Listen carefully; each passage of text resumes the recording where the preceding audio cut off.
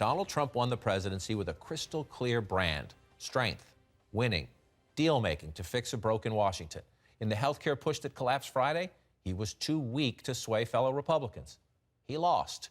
He could not close the deal he promised from day one of his campaign.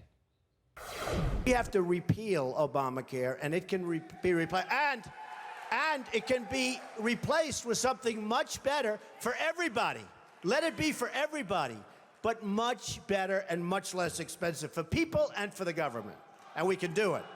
So I've watched the politicians. I've dealt with them all my life.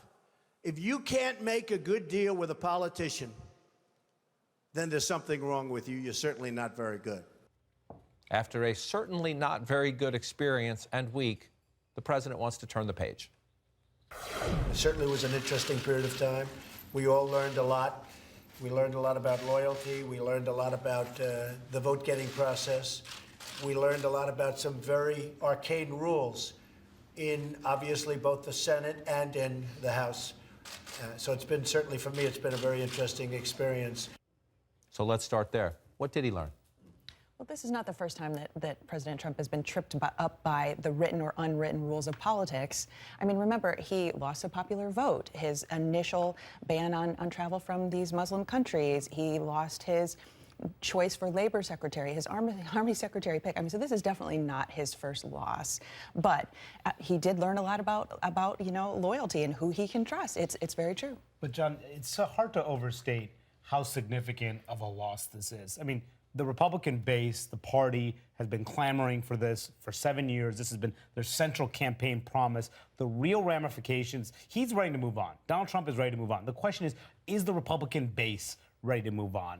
Do they believe that it's time to give up on repealing and replacing Obamacare less than 3 months into a new administration? And if they can't ever do anything this Congress, which they probably won't, what will that mean for 2018, keeping control of the House? And now there are significant fears of keeping control of the Senate because the base could be depressed and may not come out to support them if they can't deliver the central promise. And we know from the campaign and from the president that Donald Trump's a transactional person. So he wants to turn the page, move on. That didn't work. I'm not touching that again. Let's just move on and go. But the question is, what lesson did they learn? You can say you're going to move on, but if you've blown the road full of potholes and you have no tires and there's questions about the engine, moving on, you got to fix the car first. No doubt. And overhauling the tax system, any tax reform now is so much more difficult and more expensive. It's the whole shebang here. But I'm told there were meetings over the weekend in the White House to still look at health care. They are moving on in the short term, but they know this is still this big albatross that hangs over the party. And Monty was right about 2018.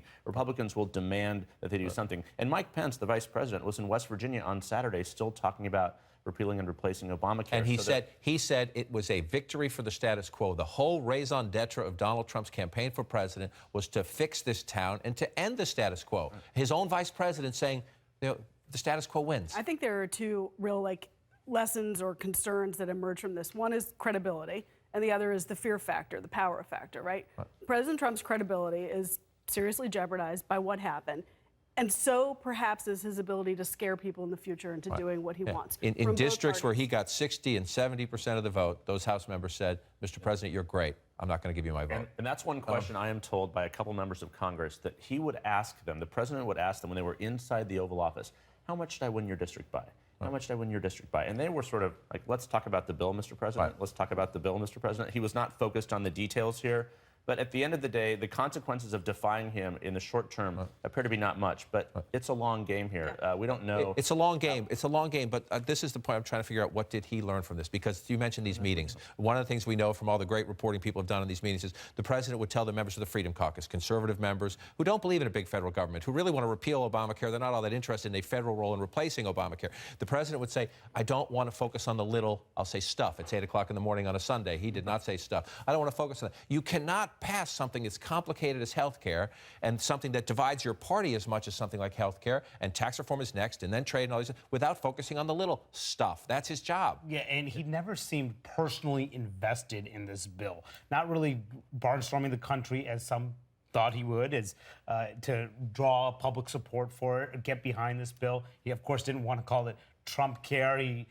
This was a bill that was written by members of Congress. This is much different than President Obama, who really was personally invested in healthcare, did that joint address to Congress in 2009, of course, the famous one where the Republican Congressman Joe Wilson said, "You lie," and he owned it, even though it was incredibly unpopular, Obamacare was at the time of passage. But Donald Trump never seemed fully to embrace this proposal, even though he did support it. And that made it really hard for a lot of the members to get behind it, too, knowing that that was the case. He gave just very slight applause for it, very polite applause for it at the beginning. It wasn't, until a couple days that he gave a really full-throated endorsement of it. Well, we know he likes winning, and this is what's happening. This is yesterday morning. This is in central Pennsylvania, one of those places Donald Trump surprised everybody, a blue state area where Donald Trump won. The headline's pretty bad. Obamacare repeal fails, and then you talk about healthcare will stay with Trump. This is Arizona, another red state. GOP pulls its plan to kill Obamacare, the first line of this story, in a humiliating failure.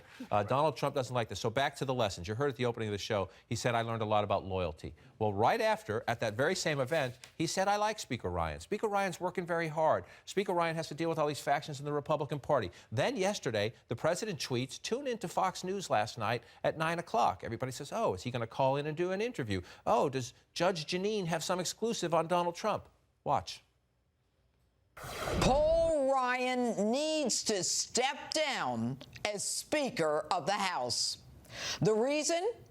He failed to deliver the votes on his health care bill.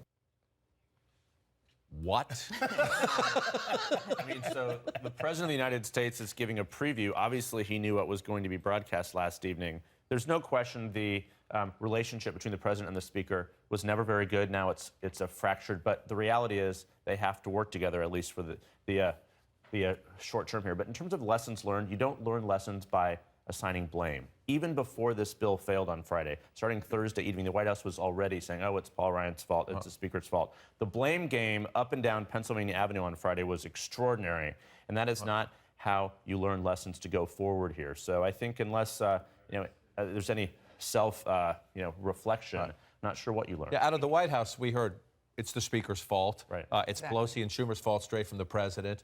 Then they started talking about why was Jared Kushner, the son-in-law, out of town? He was on spring break with his kids out skiing. They were blaming everybody except for looking in the mirror and saying that, we didn't do this. The president didn't do this right. But the question is, where do we go from here? Because the president, essentially, he said, look, Obamacare is going to explode this year. He uses explode, others use implode. He's the fire chief now.